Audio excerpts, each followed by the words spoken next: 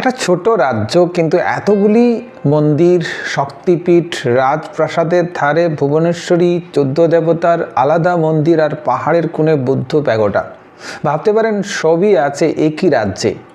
আজকের ভিডিওতে আমরা ঘুরে আসব ত্রিপুরার সবচেয়ে গুরুত্বপূর্ণ মন্দিরগুলিতে। কে বানিয়েছে, কখন বানিয়েছে, কিসের শৈলী, আর কেন এগুলি এত গুরুত্বপূর্ণ।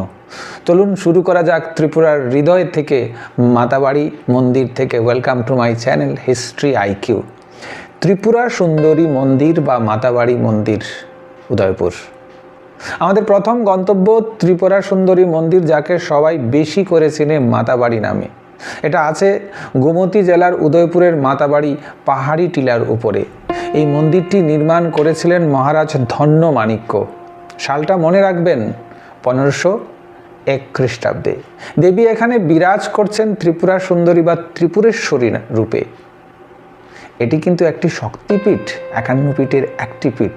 স্থাপত্যের কথা বললে এটি হলো একদম খাঁটি বঙ্গীয় একরত্ন মন্দির শৈলী, যেখানে বৌদ্ধ ধর্মের স্তূপ রীতি, হিন্দুদের চালা রীতি এবং মুসলমানদের গম্বুজ রীতি রয়েছে। তাই এটাকে বলা হয় ত্রিবেক শৈলী। মানে কি, ঘনকাকৃতি গর্ভগৃহ, 3 তলা ছাদ আর উপরে একটি রত্ন শিখর। এই গঠনের জন্য একে একরত্নও বলা হয়। যেমন ত্রিবেক শৈলী বলা হয়, তেমনি একরত্নও বলা হয়। আর গুরুত্বের কথা যদি বলা যায়, এই মাতার বাড়ি হলো উত্তর পূর্ব ভারতের অন্যতম প্রাচীন রাজকীয় শক্তিপীঠ। বিশ্বাস আছে সতীর ডান পায়ের অংশ এখানে পতিত হয়েছিল। আর একটা জনপ্রিয় ধারণা হলো ত্রিপুরা রাজ্যের নামই এসেছে দেবী ত্রিপুরা সুন্দরীর নাম থেকে, যদিও ঐতিহাসিকভাবে এটা অনেকটাই স্বীকৃত নয়।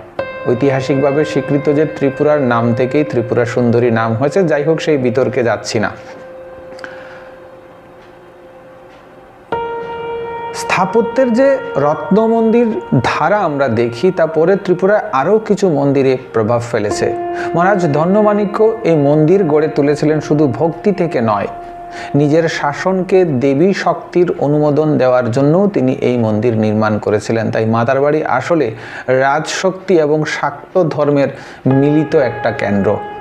একটা ভিডিও থাকবে যেটা ত্রিপুরা সুন্দরী মন্দির নিয়ে ডিটেলস আলোচনা করব। আজকে হচ্ছে ত্রিপুরার যতগুলি গুরুত্বপূর্ণ মন্দির আছে সেগুলি ঘুরে দেখব।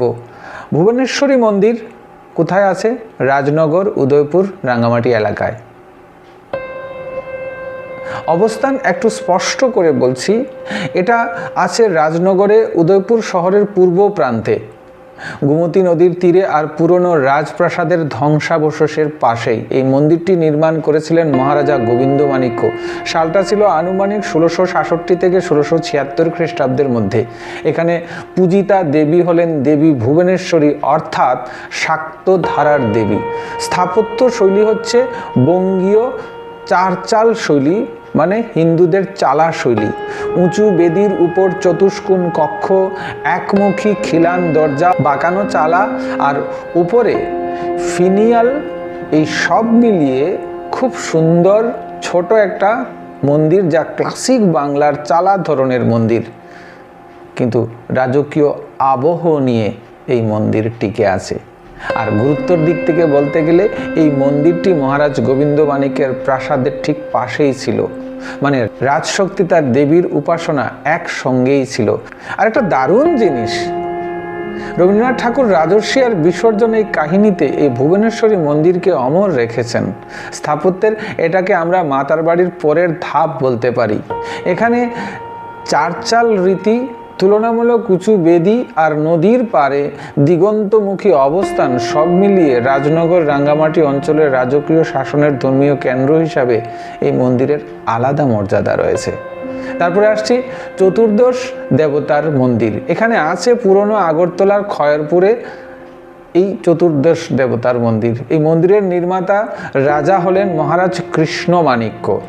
নির্মাণকাল 1800 শতক, বেশিরভাগ সূত্র বলছে 1760 থেকে 1761 খ্রিস্টাব্দের মধ্যে এই মন্দিরটা তৈরি করা হয়েছে, যেখানে অনেকটাই বৈভবহীন, যেখানে গুরুত্ব দেওয়া হয়েছে সংস্কৃতিকে।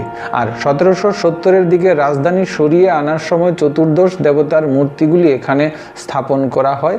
এখানে পূজিত হন 14 জন দেবতা, যাদের একত্রে বলা হয় চতুর্দশ দেবতা। এই চতুর্দশ দেবতা নিয়ে আরেকটা ভিডিও থাকবে, অবশ্যই চ্যানেলে গিয়ে দেখবেন। স্থাপত্যের দিক থেকে বেস্ট ইন্টারেস্টিং ব্যাপার আছে। উপরের গম্বুজটা দেখতে অনেকটা গ্রামীণ ত্রিপুরী কুড়েঘরের মতো, যাকে গাইরং বা টং ঘর বলা হয়। আর উপর আবার স্তূপের মতো করে গঠন করা, মানে এখানে বঙ্গীয় আটচালা রীতি আর বৌদ্ধ স্তূপ প্রভাবের একটা মিশ্রণ দেখা যায়। আর যার সঙ্গে গ্রামীণ কুড়ে ঘরের একটা আবহ সেখানে তৈরি করা হয়েছে। গুরুত্বের জায়গাটা একেবারে স্পেশাল। এখানে আর্য হিন্দু দেবতা আর স্থানীয় ত্রিপুরী উপজাতি দেবতার একসঙ্গে পূজা করা হয়। রাজনৈতিকভাবে এটা ছিল রাজা এবং উপজাতি প্রজাদের সম্পর্ক মজবুত করার এক সচেতন প্রচেষ্টা ধর্মীয়ভাবে। খার্চি পূজা ঠিক এই মন্দিরকে কেন্দ্র করেই হয়, যা ত্রিপুরার অন্যতম উৎসব এবং ইউনেস্কো স্বীকৃত একটা উপজাতীয় উৎসব, যা 7 দিন ব্যাপী চলে। তারপর একটা ভিডিও থাকবে, অবশ্যই চ্যানেলে গিয়ে দেখবেন। আর স্থাপত্যের কথা যদি বলি, রাজারা এখানে কুড়েঘরের চালা, বৌদ্ধ স্তূপের আকার আর হিন্দু মন্দিরের পরিকল্পনাকে একসঙ্গে ব্যবহার করে আসলে একটা আঞ্চলিক ভিত্তির সক্রিয় মন্দির শৈলী তৈরি করার চেষ্টা করেছেন, যা নিজস্বভাবে সুন্দর হয়ে উঠবে। ত্রিপুরা সুন্দরী থেকে পুরনো আগরতলা চতুর্দশ দেবতার স্থানান্তর। এখানে একটা ছোট কিন্তু গুরুত্বপূর্ণ তথ্য আছে। পর্যটন দপ্তরের নথি থেকে বোঝা যায় চতুর্দশ দেবতার মন্দিরগুলি আগে উদয়পুরের কাছে অন্য একটা জায়গায় ছিল।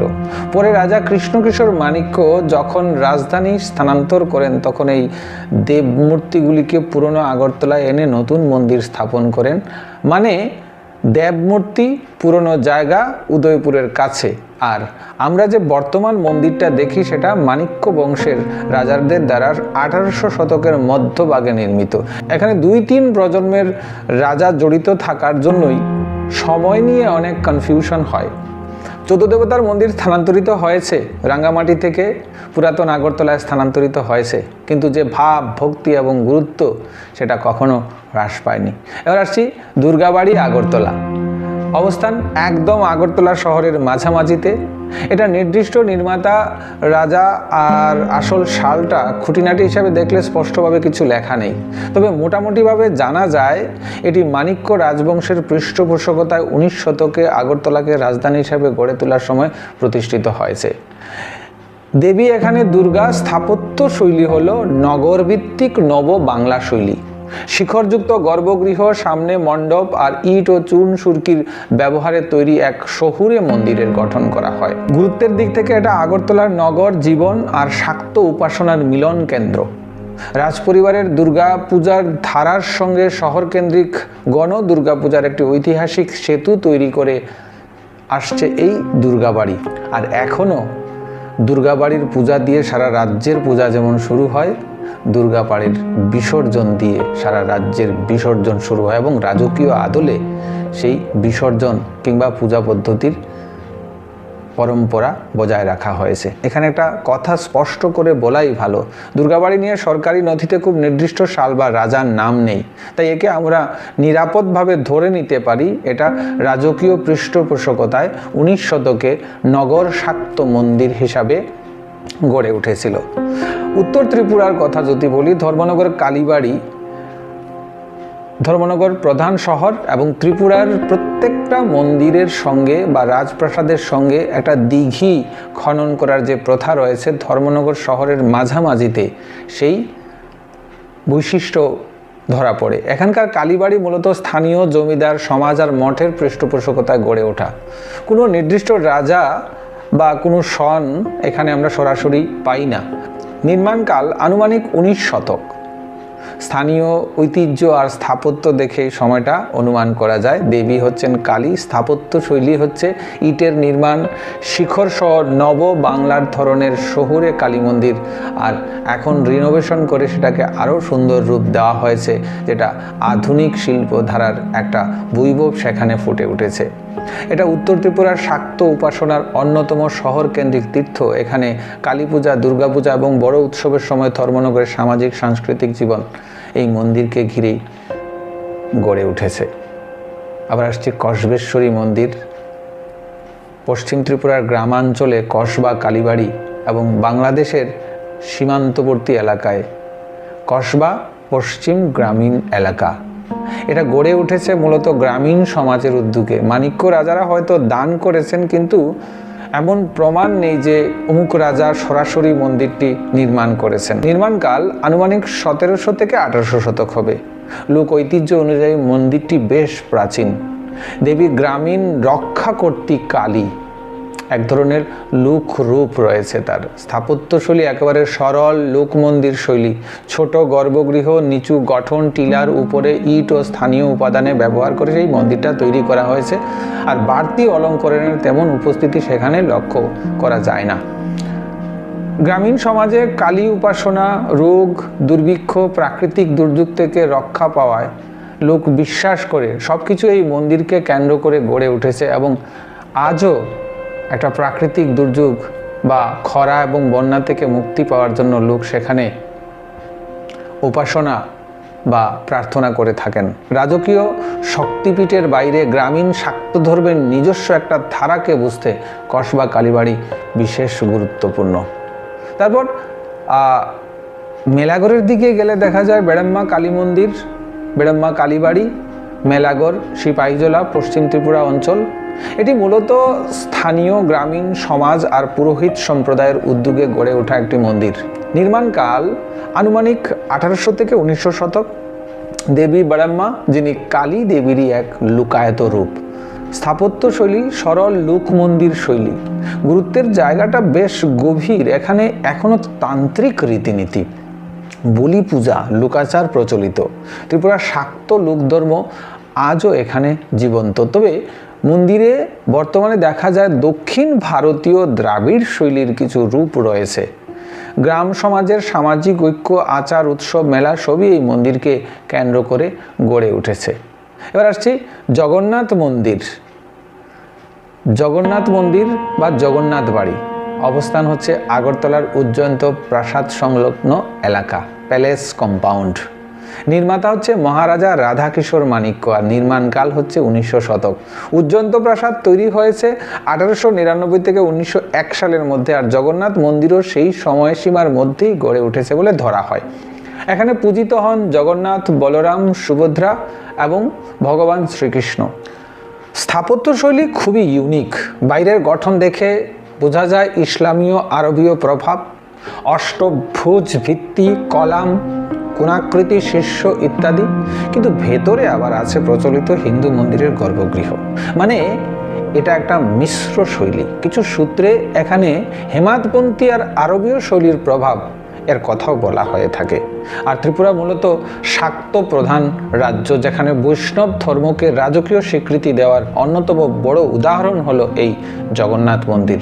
স্থাপত্যের ভাষায় একে বলা হয় ত্রিপুরাজ হাইব্রিড টেম্পল ফর্ম, যেখানে একসঙ্গে ইসলামী, বৈষ্ণব এবং স্থানীয় ভাবধারা মিলেমিশে একাকার হয়ে গেছে। আর আরেকটা শান্তির জায়গা মহামুনি বুদ্ধ মন্দির, দক্ষিণ ত্রিপুরা। মহামুনি সাবরুমের কাছে দক্ষিণ ত্রিপুরায় এই মহামুনি বুদ্ধ মন্দির অবস্থিত। এখানে একটি প্রাচীন বুদ্ধ মূর্তি ছিল, তার চারপাশে ধীরে ধীরে গড়ে ওঠে মন্দির। এই মন্দিরের বিভিন্ন সংস্কার আর সম্প্রসারণ হয়েছে বিভিন্ন সময়ে, আর এই কাজগুলি পৃষ্ঠপোষকতা করেছে মাণিক্য রাজারা। নির্মাণকাল মূল বুদ্ধ মন্দিরটি প্রাচীন, কিন্তু বর্তমানে গঠন মোটামুটি 1800 শতক থেকে 20 শতক জুড়ে ধাপে ধাপে তৈরি হয়েছে। এখানে দেখা যায় দক্ষিণ পূর্ব এশীয় প্রভাবিত বৌদ্ধ প্যাগোটা স্তূপ শৈলী। ত্রিপুরার বৌদ্ধ ঐতিহ্য আর মারমা চাকমা সম্প্রদায়ের ধর্মীয় জীবন বোঝার জন্য মহামুনি বুদ্ধ মন্দির একেবারে কেন্দ্রীয় জায়গা। শাক্ত, বৈষ্ণব, রাজকীয় সংস্কৃতির পাশাপাশি ত্রিপুরা যে বৌদ্ধ জগতের সঙ্গেও যোগসূত্র বজায় রেখেছিল তার প্রমাণ কিন্তু এই মহামুনি বুদ্ধ মন্দির। আর শহরের প্রাণকেন্দ্রে অভয়নগর বৌদ্ধ মন্দির। অভয়নগর বৌদ্ধ মন্দির পশ্চিম ত্রিপুরা অঞ্চল, স্থানীয়ভাবে এই এলাকা পরিচিত হয় বৌদ্ধ পাড়া নামে। এটা গড়ে উঠেছে আধুনিক যুগে মূলত স্থানীয় বৌদ্ধ সংঘ আর জনগণের উদ্যোগে। আর এটা গড়ে ওঠার সময়কাল মূলত বিংশ শতক। স্থাপত্যশৈলী একেবারে আধুনিক বৌদ্ধ বিহারের মন্দির গঠন শৈলীতে, পরিষ্কার রেখা, খোলা প্রাঙ্গণ, স্তূপাকৃতি ছাদ ইত্যাদি রয়েছে এখানে। এটা দেখায় শুধু অতীতেই নয়, আধুনিক যুগেও ত্রিপুরার বৌদ্ধ ধর্ম সক্রিয়। মহামুনি, অভয়নগর এই দুই মন্দিরকে একসঙ্গে দেখলে আমরা একটা সম্পূর্ণ ছবি পাই। সেটা হচ্ছে পুরনো বৌদ্ধ ত্রিপুরা আর আধুনিক বৌদ্ধ ত্রিপুরার মেলবন্ধন। তো এবার আমরা ঘুরে এলাম মাতার বাড়ি থেকে, ভুবনেশ্বরী 14 দেবতা থেকে কালীবাড়িগুলি, আবার জগন্নাথ বাড়ি থেকে মহামুনি এবং অভয়নগর বৌদ্ধ মন্দির পর্যন্ত। একটা ছোট রাজ্য, কিন্তু একসাথে শক্তিপীঠ, রাজপ্রাসাদের ধারে মন্দির, উপজাতীয় দেবতা, বৈষ্ণব মন্দির আর বৌদ্ধ প্যাগোডা। এই বৈচিত্র্যই ত্রিপুরার আসল শক্তি। ভিডিওটা ভালো লাগলে একটা লাইক দিন, কমেন্টে লিখুন পরের ভিডিওতে ত্রিপুরার কোন জায়গায় নিয়ে শুনতে চান, আর শেয়ার করে দিন ত্রিপুরা প্রেমী আর ইতিহাস প্রেমী বন্ধুদের সাথে। আমি আবার আসছি ত্রিপুরার আরেকটি লুকিয়ে থাকা ইতিহাস নিয়ে। ততক্ষণ সবাই ভালো থাকবেন। জয় হিন্দ, বন্দে মাতরম। সবাই ভালো থাকবেন। নমস্কার।